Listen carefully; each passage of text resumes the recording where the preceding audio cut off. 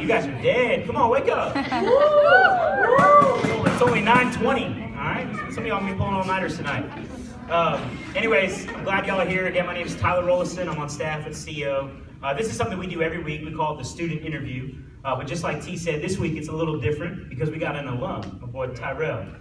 So Tyrell actually graduated, 2 years ago? Yeah, 2 years ago. 2 years ago, and now you play for the Oakland Raiders. You're a linebacker for the Oakland Raiders in the NFL. What's that like, man? Tell us a little bit about that. It's cool, man. I can't even downplay it.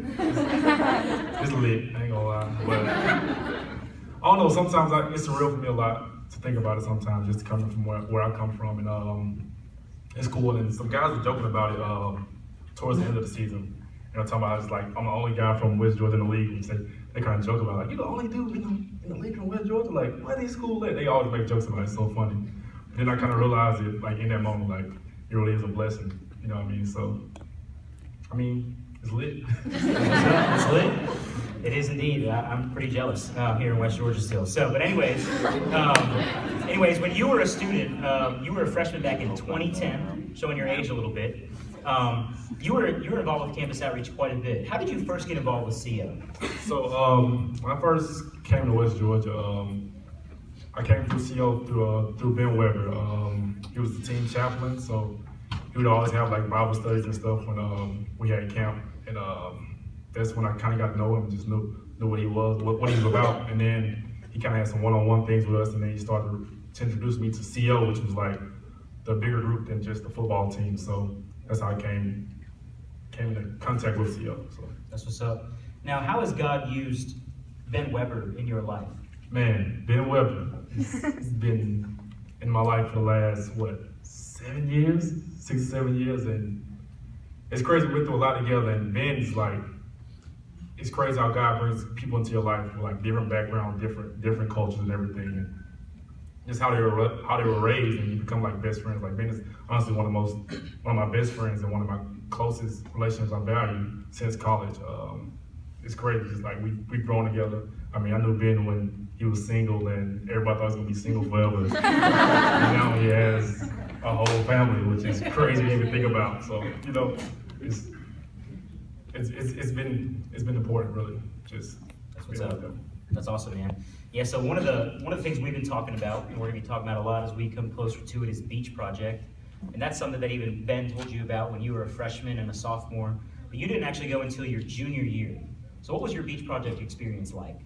Well, quick story. I kind of held off for a while because I couldn't even fathom the thought of just giving up 30 days to go to church camp, let alone because I had a routine every summer. I would train, be in summer school.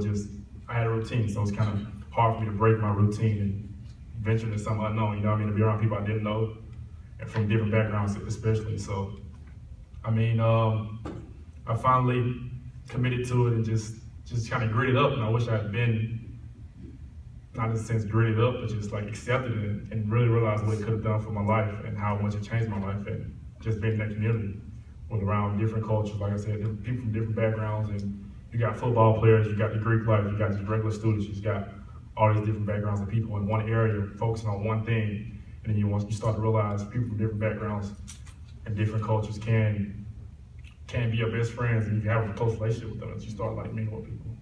Yeah, that's what's up, man. Yeah, I remember being on that Beach Project with you that summer. It was a great time. And you know, things like Beach Project and just campus outreach meetings like this, you took advantage of them when you were a student. You were really impacted by the Christian community when you were here in school. Can you tell us what it was like going from being really involved with a community like campus outreach to then going, graduating and being in, the real world?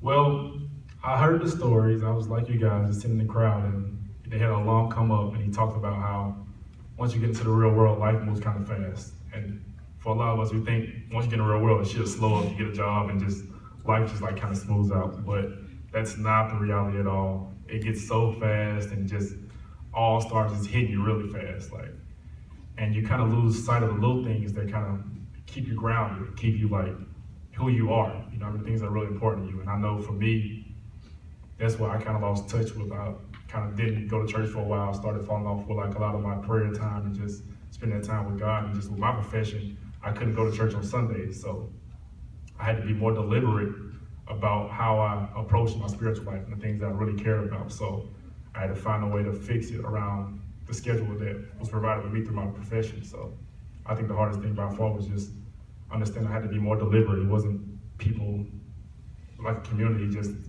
always around you trying to invite you to different things, and just having that constant support. So That's right, that's right. Well, Tyrell, I appreciate it, man. If you had one last thing, one last word of encouragement you'd like to share with everyone in the room, what would it be?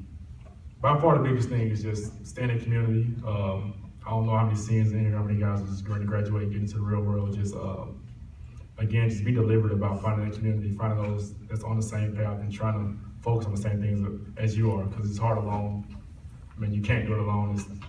The greatest man on earth didn't do it alone. He had 12 disciples, so if you think you can do it alone, then you're fooling yourself. So I guess that's the biggest thing I'd say by far. Yeah, appreciate that.